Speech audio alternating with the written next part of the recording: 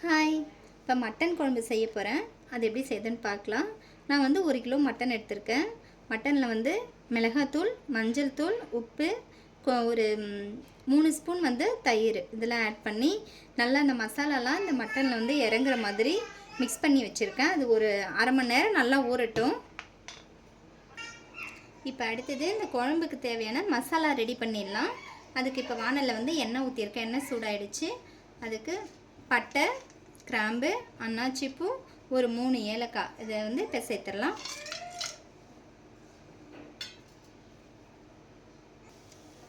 ஸ்பைசஸ்லாம் நல்லா பொரிஞ்சிடுச்சு. அடுத்தது வெங்காயம், தக்காளி சேர்த்துடலாம். இது வந்து நம்ம அரைச்சி தான் வைக்க போகிறோம். நான் ஒரு மீடியம் சைஸ் வெங்காயம், 3 வெங்காயம், 3 தக்காளி வந்து நல்லா பழுத்த தக்காளி எடுத்துக்கோங்க. நல்லா ரஃப்பாகவே கட் பண்ணிக்கோங்க. நம்ம வதக்கி அரைக்க தானே போகிறோம். இது எல்லாத்தையுமே இப்போ ஒன்றா சேர்த்துடலாம்.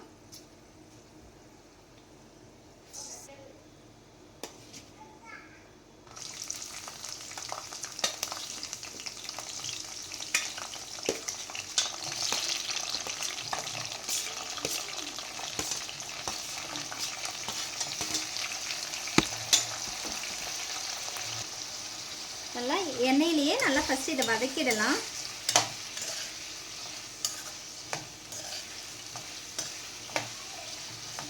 நல்லா வதங்கட்டும். இப்போ வெங்காயம் தக்காளி வதங்குறதுக்கு கொஞ்சம் உப்பு சேர்த்துடலாம். நான் வந்து இப்போ ஒரு அரை ஸ்பூன் உப்பு சேர்த்துக்கிறேன். அப்போ தான் கொஞ்சம் சீக்கிரம் வதங்கும். எல்லாத்தையும் நல்லா மிக்ஸ் பண்ணிவிட்டு ஒரு 3 நிமிஷம் ஆகும் இது வதங்குறதுக்கு. நல்லா வதங்கட்டும். நல்லா வதங்கிடுச்சு. இந்த திட்டம் தான் இருக்கணும். இப்போ அடுப்பை ஆஃப் பண்ணிடலாம். நல்லா ஆற விட்டுறலாம். ஆற விட்டுட்டு அரைச்சிட்டு அப்புறமா நம்ம கிரேவி செய்ய ஆரம்பிக்கலாம். இப்போ அடுத்தது குழம்பு செய்ய ஆரம்பிச்சிடலாம். எண்ணெய் சூடாயிடுச்சு. 1 ஸ்பூன் சோம்பு பொரிஞ்சிடுச்சு.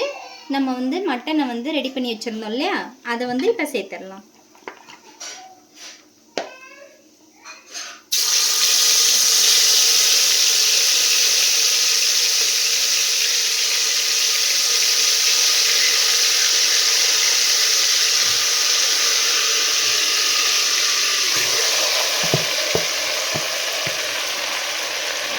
நல்லா இந்த மசாலா எல்லாத்தையுமே இதில் நல்லா ஆட் பண்ணிவிடுங்க. அப்போ தான் நல்லா டேஸ்ட்டாக இருக்கும்.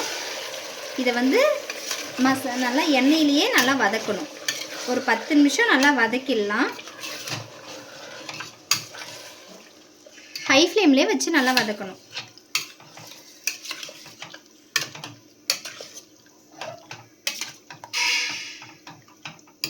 இருக்கட்டும். இப்போ ஒரு 10 நிமிஷம் நல்லா எண்ணெயிலே வதக்கியாச்சு. அடுத்து நம்ம அரைச்சி வச்ச மசாலாவை சேர்த்துக்கலாம். மசாலா வந்து இந்த மாதிரி நல்லா நைஸாக பேஸ்ட் மாதிரி அரைச்சிக்கணும். அதையும் இப்போ சேர்த்துடலாம்.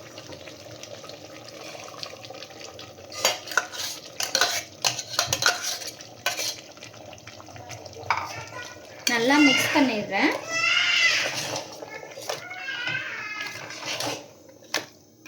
இது நம்ம ஆல்ரெடி நம்ம எண்ணெயிலே வதக்கியாச்சு. வெங்காயம் தக்காளி எல்லாம் ஒரு 2 நிமிஷம் வதக்கினா போதும். இந்த ஸ்டேஜில் உப்பு காரெல்லாம் நீங்கள் செக் பண்ணிக்கோங்க. இப்போ அடுத்தது தண்ணி சேர்த்துடலாம். நான் வந்து இந்த மிக்சியில் மசாலா அரைச்சோம் இல்லையா, அதிலே கொஞ்சம் தண்ணி சேர்த்து இதில் ஊற்றுறேன். நீங்கள் வந்து உங்களுக்கு எவ்வளோ தண்ணி தேவைப்படுதோ அதை பார்த்து சேர்த்துக்கலாம். அதனால் இது வந்து கொஞ்சம் தண்ணியாக இருந்தால் நல்லா இருக்காது, கெட்டியாக இருந்தால் தான் நல்லாயிருக்கும். எனக்கு இந்த தண்ணி போதும்.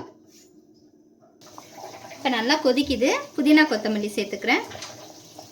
நல்லா புதினா கொத்தமல்லி தாராளமாகவே சேர்த்துக்கோங்க. அப்போ தான் அந்த ஃப்ளேவர் நல்லா இறங்கி நல்லா டேஸ்ட்டாக இருக்கும், நல்லா வாசனையாகவுமே இருக்கும்.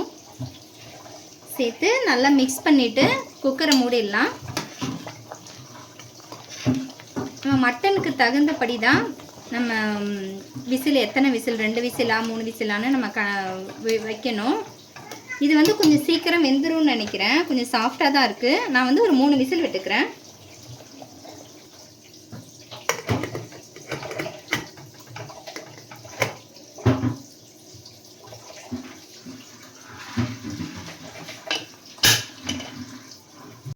ஒரு 3 விசில் விட்டாச்சு. குக்கர் ஆஃப் பண்ணிவிட்டு எடுத்துட்டேன். கேஸ் ரிலீஸ் ஆகிடுச்சு. ஓப்பன் பண்ணிடுறேன். பாருங்கள், நல்லா சூப்பராக வந்திருக்கு. நல்லா எண்ணெய் நல்லா மிதக்க நல்லா நல்லா வந்திருக்கு, திட்டமாக நல்லாயிருக்கு. ரொம்ப தண்ணியாட்டமும் இருக்கக்கூடாது, ரொம்ப கெட்டியாகவும் இருக்கக்கூடாது.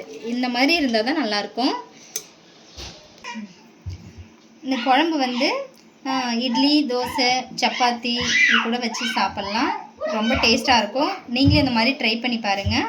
நம்ம தயிர் வந்து இதில் சேர்த்துருக்கிறதால நல்லா மட்டன் வந்து நல்லா சாஃப்டாக நல்லாயிருக்கும்.